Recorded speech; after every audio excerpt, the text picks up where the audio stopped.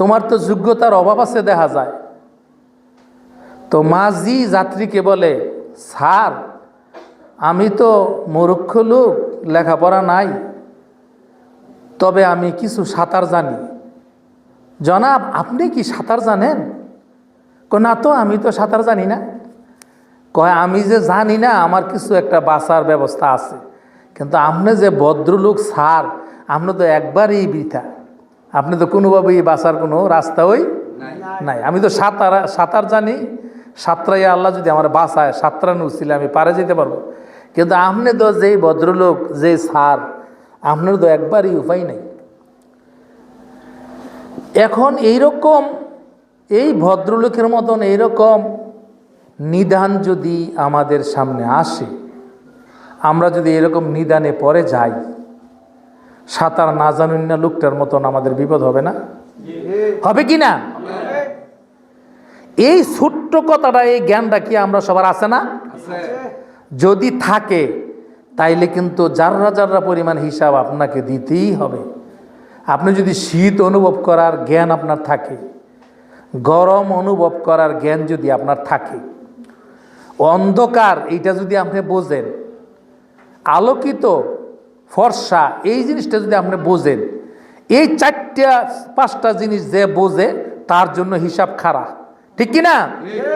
কিন্তু আপনি মোমেন যদি হতে পারেন, কোনো আল্লাহর প্রিয় ব্যক্তির সান্নিধ্যে, সলিহিন, সাদেকিন, মুহসিনিন, মুত্তাকিন, মুমিনিন, এমন কোনো ব্যক্তির সান্নিধ্যে থাকিয়া আপনি আমি যদি কোনো সার্টিফিকেট নিতে পারি বাঁচার জন্য, মুক্তি পাওয়ার জন্য, তাহলে আমাদের একটা মুক্তি পাওয়ার রাস্তা হবে, নতুবা হবে না।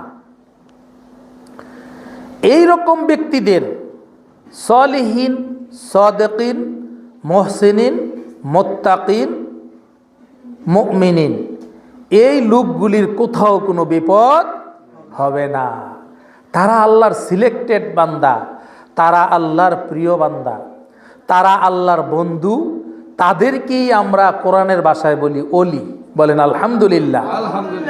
এই জন্য আল্লাহ পাক বলছেন, হে সাধারণ ইমানদারগণ, হে বিশ্বাসীগণ, তোমরা যারা আমাকে বিশ্বাস করছো, আমি আল্লাহকে ভয় করো এবং একজন সত্যবাদীর লোকের সঙ্গী হইয়া থাকো। কার সঙ্গী হইয়া? একজন সত্যবাদী সহজ সরল মানুষের সঙ্গী হইয়া থাকার জন্য কে হুকুম করছে? আল্লাহ পাক হুকুম করেছেন। ইয়া আইয়ুহাল্লাযীনা আমানুত্তাকুল্লাহা হাক্কা তুকাতিহি কুনু মা'আস সাদিকিন। ইয়া আইয়ুহাল্লাযীনা আমানুত্তাকুল্লাহা ওয়া কুনু মা'আস সাদিকিন। তোমরা যারা ঈমান আনছো, বিশ্বাস করছো, তোমরা কি করো? একজন সত্যবাদী সহজ সরল লোকের সান্নিধ্যের মধ্যে থাকো। এটা কার হুকুম? আর এই জন্যই আমরা সাধারণ লোকেরা একজন পীর ও মুর্শেদ বুজুর্গ ব্যক্তির সান্নিধ্যে আমরা থাকি, তার হাতে বায়াত গ্রহণ করে আমার নিজের ইসলার জন্য, আমার নিজের শুদ্ধ হওয়ার জন্য, আমি নিজে পরিপূর্ণ হওয়ার জন্য, আমার আমল আখলাক, আমার জীবনটাকে সহজ সরল পথে চালাইবার জন্য আমরা বায়াতে রাসূল, বায়াত মুরিদের মাধ্যমে নিজের ইসলার জন্য, নিজেকে মুক্ত করার জন্য, নিজে শুদ্ধ হওয়ার জন্য এই পন্থাটায় আমরা একজন সহজ সরল লোকের সান্নিধ্যে থাকি, ঠিক কি না? এই থাকাটা আল্লাহর হুকুম। এই থাকাটা কার হুকুম? আল্লাহর হুকুম। আল্লাহর রহমত এবং বরকত, আল্লাহর দয়া ছাড়া কোনো মানুষ কখনই মুক্তি পাইতে পারে না। অনেক অনেক ইবাদত থাকতে পারে জীবনের মধ্যে, অনেক নামাজের ইবাদত থাকতে পারে, রোজার ইবাদত থাকতে পারে, নফল ইবাদতের অনেক অনেক সমাহার থাকতে পারে, তাহাজ্জুদ, ইশরাক, আউবিনের ইবাদত থাকতে পারে, জিকিরের ইবাদত থাকতে পারে, যত ধরনের ইবাদত আছে, নেক কাজ আছে, সব থাকতে পারে, কিন্তু আল্লাহর দয়া তার প্রতি নাই। সে মুক্তি কখনই পাবে না। এই জন্য সর্বস্তরে সর্ব অবস্থায় আল্লাহর দয়ার দিকে আমরা তাকাইয়া থাকতে হয়। আল্লাহ পাকের দয়া যদি হয় তাইলে একটা মানুষ ধন্য এবং পূর্ণ হয়, তাহলে একটা মানুষ ধন্য এবং পূর্ণ হয়। এই জন্য প্রত্যেকটা মানুষের বেলায় বলা হচ্ছে, হে মানুষ, তোমরা নিজেরা সচেতন হও, নিজে বাঁচো, এরপরে পরিবার পরিজনকে বাঁচাইবার জন্য চেষ্টা করো। আগে কি করতে হইব? নিজে বাঁচতে হইব। এই জন্য বলা হয়েছে, যা করো করো রে মন,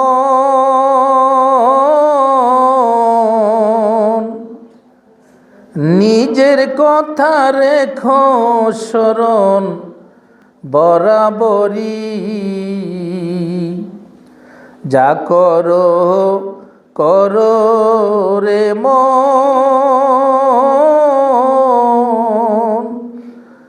নিজের কথা রেখো স্মরণ বরাবরই। তোমার পিছে পিছে ঘুরেছে সমন। সমন মানে আজরাইল আলাইহিস সালাম। এখানে সমন বলতে কি? আজরাইল আলাইহিস সালাম মৃত্যুর পরোয়ানা লইয়া সমন লইয়া ঘুরতেছে, কোন দিন জানি ধরা পড়ি। তোমার পিছে পিছে ঘুরেছে সমন, কোন দিন জানি দেবে বেরি।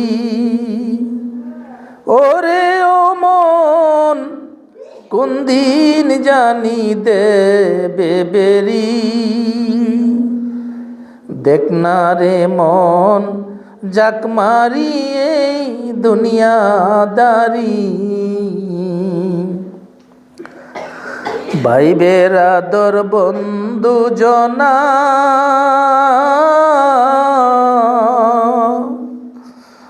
মরলে সঙ্গে কেউ যাবে না মন তোমারি।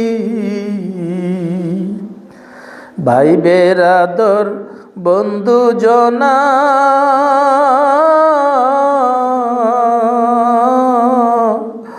মরলে সঙ্গে কেউ যাবে না মন তোমারি। তুমি খালি হাতে একা পথে, তুমি খালি হাতে একা পথে বিদায় করে দেবে তোরি। ওরে ও মন, বিদায় করে দেবে তোরি। দেখ না রে মন, যাক মারি এই দুনিয়াদারি। যা করো করো রে মন, নিজের কথা রেখো স্মরণ বরাবরই। দেখেন, আসর নামাজের সময় যদি মারা যায়, পাড়া প্রতিবেশী আপনজনেরা বলবো সন্ধ্যা হয়ে যাবে, তাড়াতাড়ি মাটি দিয়ে ফেলো, ঠিক কিনা? পাঁচতলা বিল্ডিংয়ে থাকি, যদি বিল্ডিংয়ের ভিতরে মারা যায় তাইলে তাড়াতাড়ি করে বিল্ডিং থেকে নামাইয়া বাহিরে বের করে ফেলবে।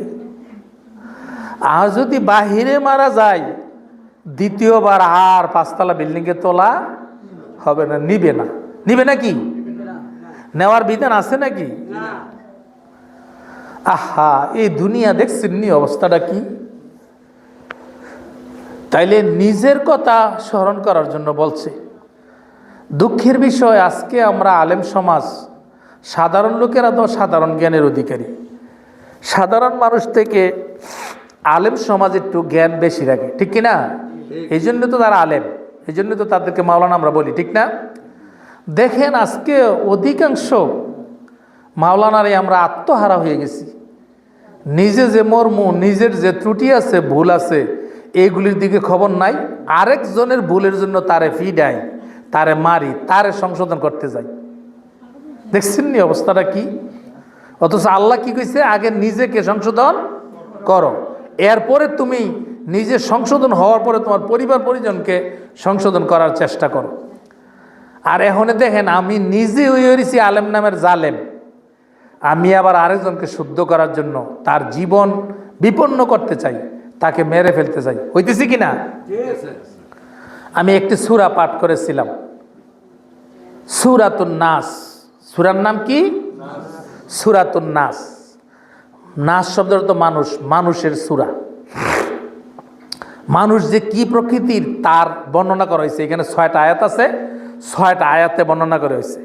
একটি আয়াত হইল মিন শাররিল ওয়াসওয়াসিল খান্নাস।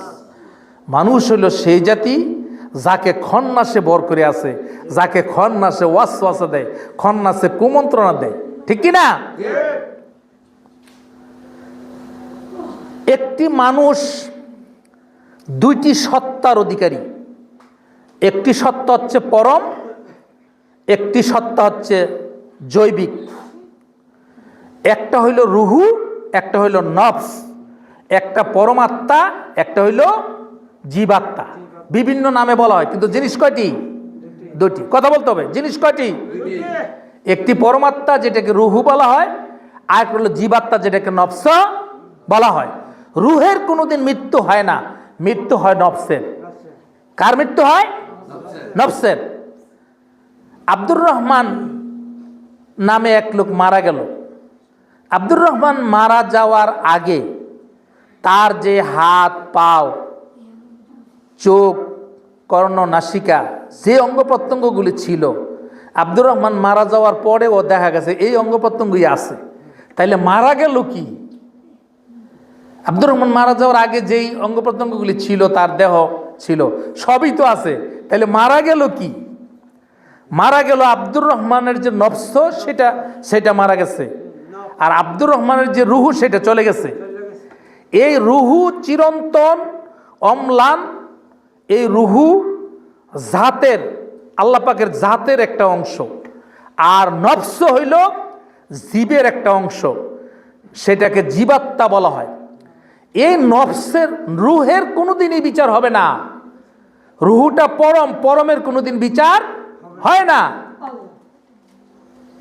বিচার হবে নফসের, জীবাত্মার। এই জীব আত্মা বিশিষ্ট, এই জীব আত্মা বিশিষ্ট এই মানুষের এই নফসের সঙ্গে পরীক্ষার জন্য আল্লাহ পাক আর একটা জিনিস সঙ্গে সংযুক্ত করে দিছে, সেটা হলো খন্নাস। সেটার নাম কি? খন্নাস। সকল আদম সন্তানের সঙ্গে এই খন্নাস আছে। আছে না নাই? এই প্রসঙ্গে নবীজি বলেছেন, সাহাবারা বলল, ইয়া রাসূলুল্লাহ, সেই বস্তুটা কি আপনার মধ্যে আছে? নবীজি বললেন, হ্যাঁ, এই বস্তুটা আমার বশ্যতা স্বীকার করে ফেলছে, আমার কাছে মুরিদ হয়ে গেছে, আমি তাকে আমার কন্ট্রোলে নিয়ে আসছি। কন্যা সুবহানাল্লাহ। কিন্তু আপনার আমার এই বস্তুটা কন্ট্রোলে নাই। এই নফসের 6টা দিক, এই নফসের সঙ্গে 6টা সৈনিক। কয়টা সৈনিক? কাম, ক্রোধ, লোভ, মোহ, মদ, মাৎসর্য। এই 6টা বস্তু দিয়া এই নফসটা চলে। কয়টা বস্তু দিয়ে চলে? 6টা বস্তু দিয়া। এই নফসের সঙ্গে একটি জিনিস যদি ভালো থাকে, সেটা হলো মুতমাইন্না। সেটা কি? মুতমাইন্না। কোরআনে বলা হচ্ছে মুতমাইন্না। এই নফসটার থেকে খন্নাস নামক যে ওয়াসওয়াসাকারীটা আছে, যে শয়তানটা আছে, যে খবিশটা আছে, শয়তানের 4 নাম। একটা নাম হলো খন্নাস। এই খন্নাস রূপে মানুষের নফসের মধ্যে সে ওয়াসওয়াসা দেয়, কুমন্ত্রণা দেয়। এটা কার কথা? আল্লাহর কথা। এটা কার কথা? মিন শাররিল ওয়াসওয়াসিল খান্নাস। এই নাসটাকে, এই মানুষকে এই খন্নাসে ওয়াসওয়াসা দেয়। এই খন্নাসে ওয়াসওয়াসা দেওয়ার পরও একজন স্ত্রী স্বামীর প্রতি চড়াও হয়, তেতুই করে গালমন্দ শুরু করে। এই খন্নাসটা জাগ্রত হয় পরেই একজন স্বামী তার আদরের স্ত্রীকে গালমন্দ শুরু করে বাড়ি দিয়া লায়, কাইটটা লায়, মাইরা লায়। একজন সন্তান তার বাবার কথা শোনে না, একজন সন্তান তার বাবার প্রতি চড়াও হয়ে যায় এই খন্নাসটার কারণে। এই খন্নাসটা যতদিন পর্যন্ত নফসের সঙ্গে থাকে ততদিন পর্যন্ত তার ইবাদত বন্দেগী আল্লাহর কাছে পৌঁছায় না। এটা দূর হওয়ার জন্য সাধনা, এটা দূর হওয়ার জন্য মুরিদ, এটা দূর হওয়ার জন্য সাদিকিন ব্যক্তির সঙ্গ চাইতে হবে। এই তোমরা কথা বলো না, এক ছেলেরা কথা বলো না, কানে আওয়াজ আসলে কথা হয় না, কথা নিজের থেকে বলি না, কোনো এক স্টেশন থেকে আসি তারপরে কথা হয়। বানাইয়া মস্ত করে আওয়াজ আমি করতে পারি না, করতে জেনে আসে আর পরে আমার মুখ দিয়ে বের হয়। এটা আপনারা বিশ্বাস করলেও সত্য, না করলেও সত্য। কি জানি কইতাম ইসলাম, হ্যাঁ মানুষ কি কইতাম ইসলাম জানি লাস্টের কথাটা একটু দুরূদ শরীফ পড়ি। সাল্লাল্লাহু আলা